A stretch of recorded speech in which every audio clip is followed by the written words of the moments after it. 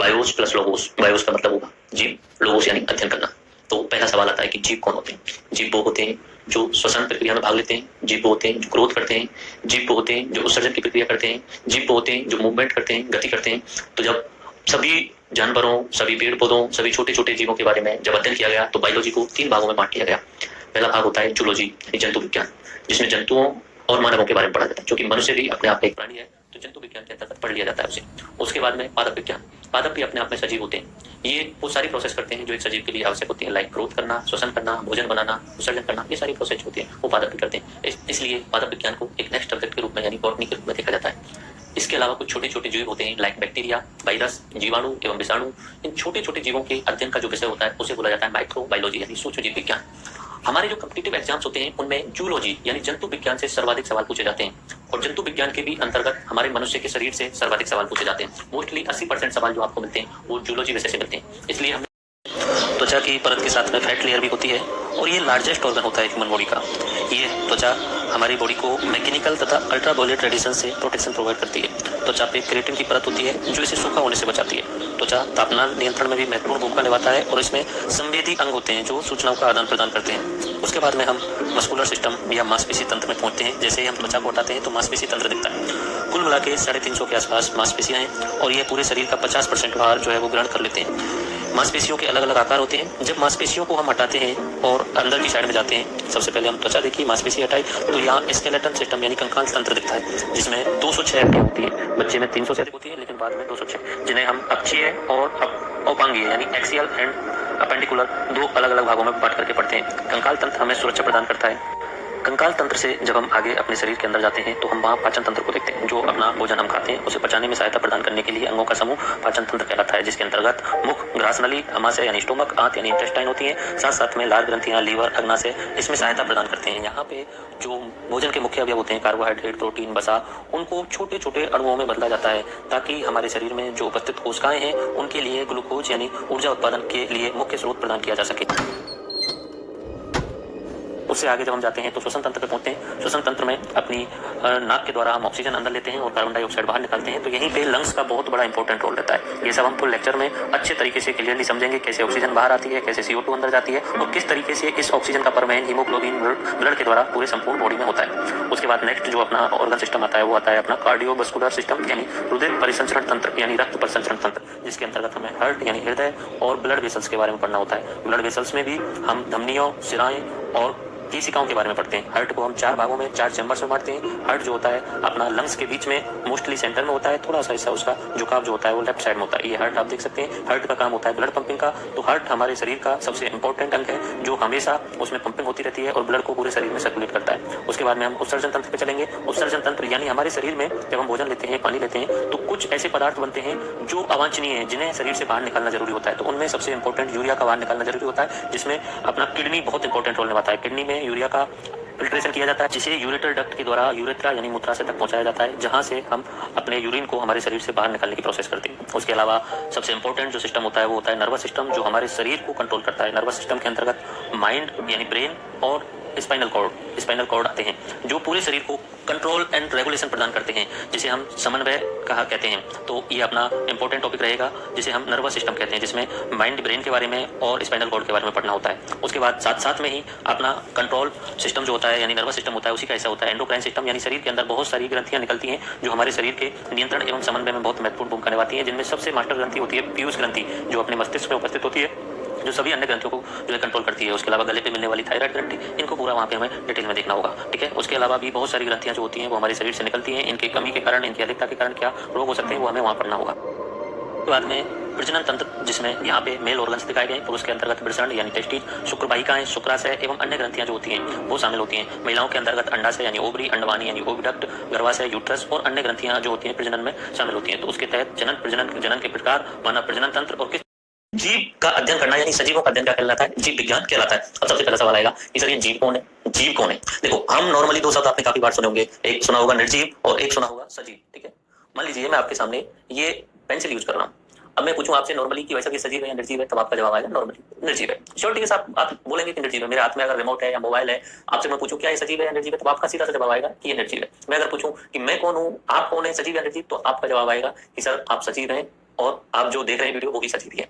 उसके अलावा मैं किसी चलते हुए कीड़े की तरफ इशारा कर दूं, आपसे पूछूं कि ये सजीव है निर्जीव, तो आपका जवाब आएगा सर ये सजीव है।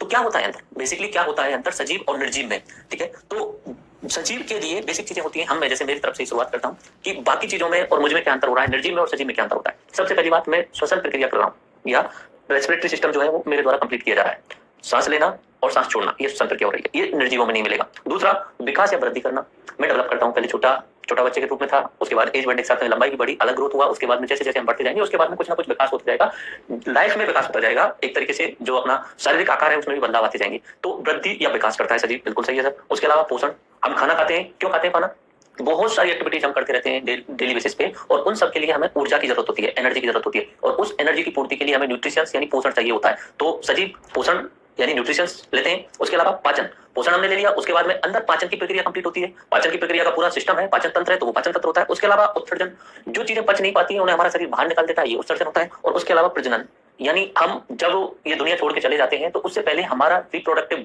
कुछ ना कुछ नया वंश बना के चले जाते हैं, ये होता है प्रजनन, यानी मानव जाति ने शुरू से करता आ रहा है, तो ये प्रजनन। अगर सजीव है तो उसमें ये चीजें मिलेंगी, श्वसन मिलेगा, विकास यानी ग्रोथ मिलेगा, पोषण मिलेगा, पाचन मिलेगा, उत्सर्जन मिलेगा और प्रजनन मिलेगा, ये सभी सजीवों के अंदर मिलेंगे। अब एग्जाम्पल में आप भले हिरण ले लो, अब इनमें से कोई सा भी आप एग्जाम्पल ले लो, ये जो एग्जाम्पल देख रहे हैं आप यहाँ पे, ठीक है। अब इसमें मैं ये हिरण वाला एग्जाम्पल ले रहा हूँ, बोलो क्या हिरण में श्वसन होता है, बिल्कुल श्वसन होता है। क्या हिरण में पोषण होता है, बिल्कुल पोषण होता है। खाना खाता है हिरण, क्या उसके अंदर पाचन तंत्र होता है, यस उसका पाचन तंत्र होता है, शरीर के अंदर उसमें जो न्यूट्रिशन दिया है उसे पचाया जाता है। क्या उसका उत्सर्जन होता है, बिल्कुल उसका उत्सर्जन होता है, ठीक है। तो ये बेसिक चीजें जो है वो हिरण के अंदर है, तो हिरण भी किसके अंतर्गत आ गया, सजीव के अंतर्गत आ गया। उसके अलावा कोई भी कीटाणु या कीड़ा ले लो तो वो भी सजीव के अंतर्गत आ रहा है। आपका सवाल आएगा सर क्या पादप जो होते हैं वो क्या सजीव होते हैं, नेक्स्ट सवाल आएगा, तो क्या पादप सजीव होते हैं।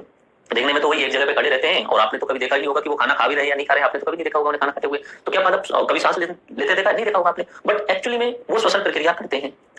पादप श्वसन प्रक्रिया करते हैं, अपना भोजन बनाते हैं प्रकाश संश्लेषण के द्वारा सूर्य की उपस्थिति में, और ग्रोथ भी करते हैं, पहले छोटा होता है फिर उसकी ऊंचाई बढ़ती जाती है, ग्रोथ भी कर रहा है, श्वसन भी कर रहा है, पोषण वो पूरा ले ही रहा है, जमीन से पोषक तत्वों को उठाता है, पानी को उठाता है, न्यूट्रिशंस को उठाता है, और प्रकाश की उपस्थिति में अपना पाचन करता है, पाचन भी कर रहा है। उसके बाद में उत्सर्जन भी होता है, उत्सर्जन आप देखने को देखेंगे तो उत्सर्जन के रूप में आप देखते होंगे एग्जाम्पल में गोंद अगर देखते हैं तो वो कहीं ना कहीं पौधों का उत्सर्जन ही होता है, लेटेक्स ये होता है, तो ये जो होते हैं उत्सर्जन होते हैं। उसके अलावा प्रजनन, क्या पौधे प्रजनन करते हैं, यस पौधे प्रजनन करते हैं, वो अपनी दूसरी संतति देके जाते हैं, ठीक है। और कहाँ होता है पौधों का प्रजनन, नॉर्मली क्लोवर के अंतर्गत होता है, यानी फूल जो होता है वहां पे पौधों का प्रजनन होता है। तो ये सारी चीजें और टर्म्स एंड कंडीशन जब पौधे भी पूरा कर रहे हैं तो ये भी सजीव हो गए। तो सजीव के अंतर्गत हम कौन कौन शामिल कर लिया हमने, एक तो हम सबसे ऊपर निकाल लेते हैं कि हम मानव सर्वश्रेष्ठ मान लेते हैं अपने आप को, तो मानव आ गया। उसके अलावा जितने भी जंतु हैं, ठीक है, जितने भी आप पृथ्वी पे घूमते हुए जंतु देखते हैं, शेर भालू चीता जो भी आप हाथी वगैरह सब देखते हैं, वो भी ये सारी प्रक्रिया कर रहे हैं, वो भी सजीव है। उसके अलावा हमने शामिल कर लिया कि पादप भी सजीव है, ये हमने स्पेशल देखा कि पादप भी सजीव है। पहले छोटे रहे होंगे तब इस बात को आप मानते नहीं होंगे कि पादप ग्रोथ कहां करते हैं, ग्रोथ का मतलब चलना, पहले हमने सोचते थे सजीव जो है वो चल सकता है, लेकिन ग्रोथ करने का मतलब है, विकास करने का मतलब है वो बड़ा हो रहा है, ठीक है, बड़ा हो रहा है, प्रजनन कर रहा है, उसके बाद में उत्सर्जन पोषण सब कुछ कर रहा है पादप। उसके अलावा भी आते हैं कुछ सूक्ष्म जीव जैसे बैक्टीरिया, वायरस, फंगस, इस टाइप के छोटे छोटे जीव आते हैं, उनमें भी जीवन होता है, उनकी भी लाइफ साइकिल होती है। तो ये सब किसके अंतर्गत आ जाते हैं, सजीव के अंतर्गत आ जाते हैं, और यही सब हमें बायोलॉजी में पढ़ना है। इन्हीं के आधार पर हम बायोलॉजी की अलग अलग ब्रांचेज या शाखाएं बना देते हैं। बोले कि मनुष्यों के बारे में पढ़ना, अब एक्चुअली मनुष्यों को एक स्पेशल जगह नहीं दी जाती है कि मनुष्यों का स्पेशल नहीं, हम बोल देते हैं जूलॉजी, जूलॉजी यानी जंतु विज्ञान, जंतुओं के बारे में पढ़ना। अब मानव को भी उसमें जंतु माना जाता है, मानव भी जंतु है, प्राणी माना जाता है मानव को, तो उसके अंतर्गत मनुष्य भी शामिल किया जाता है जंतु विज्ञान के अंतर्गत। तो अब नॉर्मली हम बायोलॉजी जब पढ़ते हैं तो उसको तीन भागों में बांट लेते हैं, या तो बायोलॉजी जंतुओं के बारे में जिसमें मनुष्य भी होगा, उसके अलावा जो भी जानवर घूमते हैं वो देखते हैं आपको, दूसरा हमने कहा पादपों के बारे में, तो उसके लिए बॉटनी यानी वनस्पति विज्ञान अलग से एक ब्रांच होती है, और एक मैंने बात की सूक्ष्म जीव, छोटे छोटे माइक्रो जीव्स होते हैं, माइक्रोब्स होते हैं, उनके बारे में पढ़ना होता है, वो हम माइक्रोबायोलॉजी के अंतर्गत पढ़ते हैं। तो हम बृहद लेवल पे बायोलॉजी को तीन भागों में बांट लेते हैं, जंतु विज्ञान, सूक्ष्म जीव विज्ञान और वनस्पति विज्ञान, इस तरीके से बांट लेते हैं। जंतु विज्ञान की बात करें तो मनुष्यों के बारे में और जानवरों का अध्ययन करना, ये जंतु विज्ञान के अंतर्गत आ जाता है, यानी जूलॉजी के अंतर्गत आ जाता है, ठीक है। तो इसके फादर के बारे में अगर पूछा जाए कभी आपसे कि जो पहले तो बायोलॉजी के फादर के बारे में बात करते हैं। बायोलॉजी का फादर जो है वो अरस्तु है। अब क्यों है बायोलॉजी के फादर अरस्तु, उसका कारण ये है कि अरस्तु ने सबसे ज्यादा जूलॉजी पर अध्ययन किया, ठीक है, और जूलॉजी जो होती है बायोलॉजी का सबसे बड़ा हिस्सा होती है, इसलिए जूलॉजी के फादर को ही बायोलॉजी का फादर बना दिया गया। तो जूलॉजी के फादर भी अरस्तु है और बायोलॉजी के फादर अरस्तु है। अरस्तु ने ऐसा क्या किया, उन्होंने पुस्तक लिखी थी the story of Animalia. The story of Animalia किसके द्वारा लिखी गई पुस्तक थी, ये अरस्तु के द्वारा लिखी गई पुस्तक थी, और इसी के आधार पर उन्होंने 500 से अधिक जंतुओं के बारे में अध्ययन किया था, एनिमल्स के बारे में अध्ययन किया था, इसलिए उन्हें फादर ऑफ जूलॉजी कहा जाता है, ठीक है। इन्होंने एनिमल फिजियोलॉजी, शारीरिक के बारे में अध्ययन किया था। अब देखो जब हम एनिमल के बारे में बात करेंगे तो एनिमल के अंतर्गत हम मनुष्य भी शामिल होंगे, उसके अलावा जो जानवर जो आप देखते हैं, जो भी आप पशु बोलते हो, हम भी उनमें शामिल हो जाते हैं, तो वो एनिमल के अंदर रहेंगे सब कुछ, हम और बाकी जानवर भी। दूसरा बात करेंगे बॉटनी के बारे में, तो उसमें पादपों के बारे में बात करेंगे। जब हम एनिमल के बारे में बात करते हैं तो उसमें हम यूज करते हैं शारीरिक शब्द। एनिमल के बारे में कुछ स्पेशल चीजें अगर हमें देखनी है, एनिमल के शरीर के अंगों को देखना है, तो उसके शारीरिक शब्द यूज करते हैं, जिसे इंग्लिश में बोलते हैं फिजियोलॉजी। तो एनिमल फिजियोलॉजी की अध्ययन की शुरुआत जो की थी वो अरस्तु ने की थी, इसलिए इन्हें फादर ऑफ बायोलॉजी भी कहा जाता है और फादर ऑफ जूलॉजी भी कहा जाता है। मोस्ट इंपॉर्टेंट होता है ये अपने एग्जाम के लिए, और हम सबसे ज्यादा फोकस जो करेंगे वो जूलॉजी पे ही करेंगे। मोस्टली जो फोकस रहने वाला है अपने द्वारा वो जूलॉजी पे रहने वाला है, क्योंकि एग्जाम में 80% सवाल जो आते हैं वो जूलॉजी में आते हैं। दूसरा ब्रांच हम देखते हैं वनस्पति विज्ञान, पादपों का अध्ययन किया जाता है। अगर कोई पूछ ले बॉटनी के फादर कौन है, तो बॉटनी के फादर है थियोफ्रास्टस। थियोफ्रास्टस क्यों है इनके फादर? क्योंकि उन्होंने 500 से अधिक पादपों का अध्ययन किया था, और उन्होंने पुस्तक लिखी थी, उसका नाम था the Historia of Plantarum. The Historia of Plantarum. ये ज्यादातर लोग जो है वो ग्रीक यानी यूनान वाले क्षेत्र के, मैंने बताया था यूनान वाला क्षेत्र आपको स्पेशल काफी बार बता चुका हूं, ग्रीक और उसके अलावा एक रोमन सभ्यता, दोनों सभ्यताओं के बारे में आपको बता चुका हूं। आज के टाइम पे ग्रीस नाम का एक देश है जो कि टर्की के जस्ट पास में और भूमध्य सागर में जस्ट ऊपर है, तो वहां पे ये जो है वो इन्होंने अध्ययन किया, द हिस्टोरिया ऑफ प्लैंटेरम ये पुस्तक लिखी, इसलिए थियोफ्रास्टस को क्या बोला जाता है? Father of botany. इसमें से 10% के आसपास सवाल आते हैं, तो उतना ही हम इस पे फोकस करेंगे। उसके बाद हम बात करते हैं तीसरी ब्रांच सूक्ष्म जीव विज्ञान, जिसमें हम बैक्टीरिया, विषाणु और कवक के बारे में पढ़ेंगे। ओके, इसमें से भी 10% के आसपास सवाल आते हैं, पहले कम आते थे, अब आने लगे हैं। तो अब अगर आपसे पूछा जाए कि फादर ऑफ जो माइक्रोबायोलॉजी है वो कौन है, तो फादर ऑफ माइक्रोबायोलॉजी है लुई पास्चर। ठीक है, लुई पास्चर। ठीक है, फादर। अरे आजकल तुमने देखा है कि ऐड बहुत चल रही है एनी टाइम एस्ट्रो की। मैंने भी सोचा इसको डाउनलोड करके देखते हैं इसमें क्या है क्या नहीं है। मैंने उसको डाउनलोड किया। Louis Pasteur. ठीक है, फादर ऑफ माइक्रोबायोलॉजी जो है वो लुई पास्चर है। ओके, तो इस तरीके से बायोलॉजी की 3 ब्रांचेजों का अध्ययन करना है, जिसमें हमें किस पे सबसे ज्यादा फोकस करना है? जूलॉजी। और जूलॉजी में भी सबसे ज्यादा किस पे फोकस करना है? मनुष्यों पे फोकस करना है। ओके, अब देखिए और आपको ध्यान रखनी है, बायोलॉजी शब्द किसने दिया? बायोलॉजी के जनक तो हो गए अरस्तु, और ये शब्द पूछा जाए कि बायोलॉजी शब्द किसने दिया, तो वो आप ये दो नाम रखने, लेमार्क और रेवेनेरस। ठीक है, ये दो नाम आपको याद रखने। किसी भी तरीके से हमें नाम ही स्पेशल होते हैं, हम रख नहीं सकते। आपको एक चीज और क्लियर बोल दूं कि मैं बायोलॉजी का स्टूडेंट नहीं रहा हूं, ना ही मैं डॉक्टर। मैं आपको जो पढ़ा रहा हूं वो अपनी रिसर्च के बाद में आपको पढ़ा रहा हूं, बट आई गारंटेड यू कि आपने शायद बायो वाले टीचर से पढ़ा होगा, उससे अच्छा मैं आपको यहाँ पढ़ाने वाला हूँ, क्योंकि बहुत सारी रिसर्च के बाद में यहाँ पे मैं आपको पढ़ा रहा हूँ, तो आपको मजा आएगा सारी चीजें समझने में और पढ़ने में। ये चीजें समझ में आई? ये इमेज आप देख रहे हैं वो किसकी है? ये अरस्तु की है। ओके, अरस्तु को ही अपनी बायोलॉजी का फादर कहा जाता है। अब देखिए शुरुआत करते हैं ह्यूमन बॉडी से। ये मनुष्य, ठीक है, इस मनुष्य के बहुत सारे अंग हैं। अब एक सवाल तुम्हारे अंदर आता है कि चलो आपने बता दिया कि सजीव क्या होता है। सजीव होता है जिसमें श्वसन होता है, पोषण होता है, पाचन होता है, उत्सर्जन होता है। ठीक है, ये सारी एक्टिविटीज होती हैं। तो बना कैसे सजीव? मतलब हम निर्जीव और सजीवों में अंतर कैसे आया? कोई टाइम तो शायद सजीव रहे ही नहीं होंगे। और मैं काफी बार आपको एक कहानी सुनाता हूँ, ये ब्रह्मांड बनने की कहानी सुनाता हूँ, कि बोले बहुत साल पहले, करीब 13.7 अरब वर्ष पहले, इस ब्रह्मांड में, यूनिवर्स में कुछ नहीं था, एक सिंगुलर पॉइंट था, ठीक है, जिसे बृहत छठा का नाम दिया गया था, और उसमें विस्फोट हुआ, तो ब्रह्मांड की उत्पत्ति हुई। तब मैं बोलता हूं कि उसे बिग बैंग थ्योरी के नाम से जाना जाता है। आज के समय पे सबसे वैज्ञानिक सिद्धांत वही माना जाता है इस ब्रह्मांड की उत्पत्ति का। आगे चेंज भी हो सकता है। उसके बाद में 13.7 अरब वर्ष से करते हुए धीरे धीरे एटम्स का निर्माण हुआ, हाइड्रोजन, हीलियम, कार्बन, ऑक्सीजन, ये धीरे धीरे ब्रह्मांड में बनते गए। पृथ्वी नहीं बनी थी। फिर 4.5 अरब वर्ष पहले पृथ्वी का निर्माण हुआ। माना जाता है कि सूर्य का एक भाग है, सूर्य से निकल के आई है, तो शुरुआत में आग का गोला रही थी पृथ्वी। धीरे धीरे वहां बारिश हुई, बारिश बनने के बाद में ये समुद्रों का निर्माण हुआ। जब समुद्रों का निर्माण हो जाता है तो एक लिपिड करके एक शब्द हम बोलते हैं, जिसे चिनॉप्स बोला जाता है। Carbon, hydrogen, oxygen and sulphur phosphate, CHNOPS करके ये एटम मिलते हैं और एक कोशिका का निर्माण करते हैं। एक नया शब्द मैंने आपके सामने ले दिया, कोशिका। एक कोशिका का निर्माण करते हैं और वही पहला सजीव माना जाता है, वही पहला सजीव माना जाता है। ठीक है, उसके बाद में धीरे धीरे जो है जो विकास क्रम होता रहता है और अलग अलग प्राणी बनते हैं। बट एक शब्द मैंने यहाँ पे आपके सामने लिया, कोशिका। अब इस कोशिका के बारे में कुछ बात करते हैं। कोशिका जिसे हम बोलते हैं सेल। जब मैं फिजिक्स में भी आपको बता रहा था कि कोई पदार्थ लो, आप उसे तोड़ते जाओ तोड़ते जाओ तोड़ते जाओ, तो कौन सी अंतिम बिंदु तक आप पहुंच जाओगे, तब उसका हमने नाम दिया था कि परमाणु, एटम बोला था, कि हम बिल्कुल छोटे से छोटे अणु बना ले, जिसमें हम बोले थे निर्जीवों के अंतर्गत। ये बात कर रहा था मैं फिजिक्स के अंतर्गत।